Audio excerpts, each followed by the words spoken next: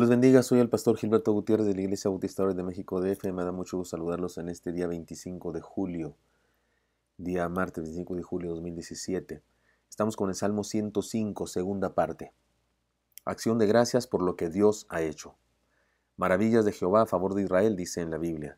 Ya dijimos que este salmo se encuentra en 1 de Crónicas 16, 7 al 22, y se trata de una acción de gracias después del traslado del arca a Jerusalén. Fue una experiencia de gozo, de satisfacción por el deber cumplido y de la alegría propia de la bendición de Dios, porque Dios los bendijo a David en este acto. Esta es la siguiente parte, y en esta el salmista hace un recorrido histórico de la vida del pueblo y encuentra la gracia derramada del Señor sobre ellos, sobre la nación. Leamos los versículos 7 al 15 y reflexionemos en ellos, y le llamaremos a esta enseñanza la gratitud de ser heredero. Leeremos versículo a versículo y déjeme hacer algún breve comentario al respecto. Él es Jehová nuestro Dios. En toda la tierra están sus juicios. Aquí el salmista declara la universalidad de la ley de Dios, es decir, nadie se escapa a la autoridad de Dios. Sus leyes son vigentes. Versículo 8. Se acordó para siempre de su pacto, de la palabra que mandó para 1000 generaciones. Dios tiene palabra y cuando promete algo, es decir, tiene palabra de Dios. Cuando promete algo o se compromete con un ser humano en alguna cosa, cumple su palabra. 9. La cual concertó con Abraham y de su juramento a Isaac. La estableció a Jacob por decreto, a Israel por pacto sempiterno.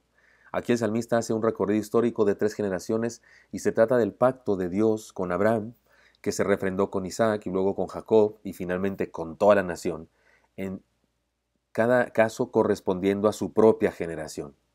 Es decir, en cada etapa de la historia Dios refrendó el pacto con el líder de ese momento. 11. Diciendo, a ti te haré la tierra de Canaán como porción de vuestra heredad. Y por 11 me refería al versículo.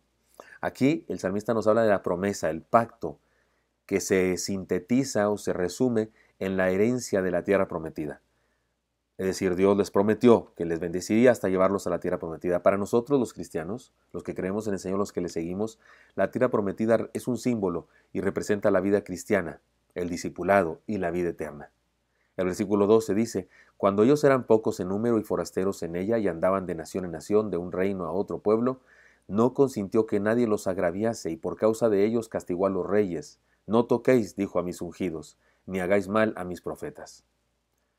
Aquí hay una clara, específica y completa descripción de la herencia que Dios prometió y en su pacto y el cumplimiento de este pacto.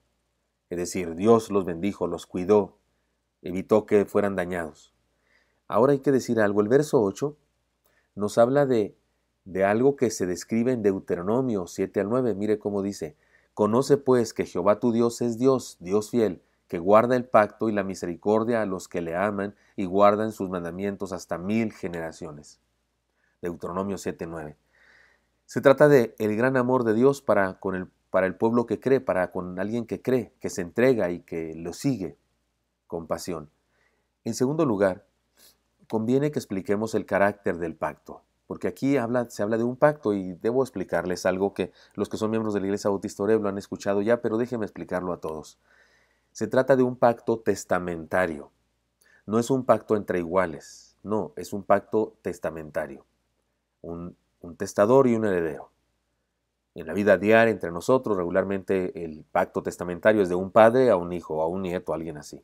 No es entre iguales, no son de dos hermanos, no son de dos personas al mismo nivel espiritual, moral, no. Es de una persona superior, alguien que tiene algo que dejar a alguien que no tiene esas cosas. Perdonen. En un pacto testamentario, número 2, en un pacto testamentario, el testador establece las cláusulas. Él decide cómo deja, a quién deja y bajo qué condiciones. La herencia. 3. El heredero, o la contraparte del pacto, solo puede aceptar o rechazar lo que el testador ha establecido. No tiene manera de modificar el testamento. No puede decir, bueno, en caso de no, él no tiene derecho a hacer eso. Eso lo hizo el testador. El heredero solamente acepta o no. En un pacto testamentario, para hacerlo efectivo, el testador debe morir. Y en el caso de la fe, de nuestra fe, de la salvación, el Dios encarnado murió en la cruz para hacerlo efectivo. Así que este paso, que se requiere la muerte del testador, En nuestro caso, en este asunto de la fe, sucedió. 5. Es un grave error querer establecer a Dios un pacto desde nuestra perspectiva con nuestras cláusulas, para que lo cumpla Él con nosotros. ¿Quién somos nosotros? ¿Quién nos creemos? ¿Quién se cree ese que dice eso? Esos usureros que le dicen a la gente, pacte, pacte con Dios. ¿Quién se creen? Usted y yo no podemos pactar con Dios desde nuestra perspectiva, con nuestras cláusulas. No, solo podemos aceptar su pacto o rechazar su pacto. Y punto. Pero yo no puedo ponerle a Dios un pacto. No puedo decir a Dios, si me bendices, te prometo que voy a ser muy fiel. No puedo hacer eso, porque Dios espera que yo sea fiel aunque no me bendiga. De hecho, quiere que me porte bien y que sea fiel porque lo amo a Él. No para que me bendiga, si no es compraventa de indulgencias. Así que es un grave error pretender pactar yo con Dios y establecer las cláusulas. 6. En un pacto testamentario, el testador, en nuestro caso en asuntos de fe es Dios, Él entrega la herencia, el testador entrega la herencia por puro afecto de su voluntad, porque quiere, porque es todopoderoso, porque es soberano, porque ama al heredero. 7.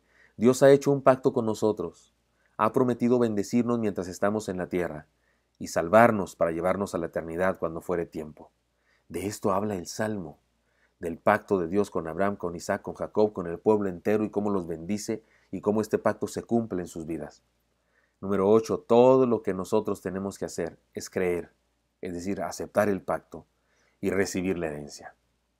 El Salmo nos habla de este pacto testamentario de Dios con su pueblo y de cómo lo ha cumplido en las diferentes etapas de la historia.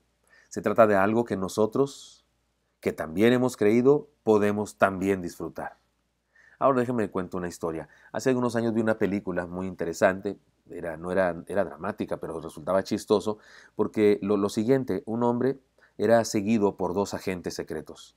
Cuando él se entera de eso, cuando nota que lo están siguiendo, decide huir y empieza a escabullirse y huye, y toda la trama de la película se trata de eso, estos hombres, estos investigadores privados tratando de pisarle los talones al hombre de la película, al protagonista, pero él se escapa siempre por un lado, por otro, por el subway o cómo se llama, por el metro, por los trenes, por las tiendas, por donde quiera anda huyendo y huyendo porque tiene miedo, no sabe para qué lo quieren, pero supone que lo quieren matar o algo así. Finalmente lo encuentran y no tiene más remedio, él no puede huir, lo rodean, uno de un lado y otro de otro.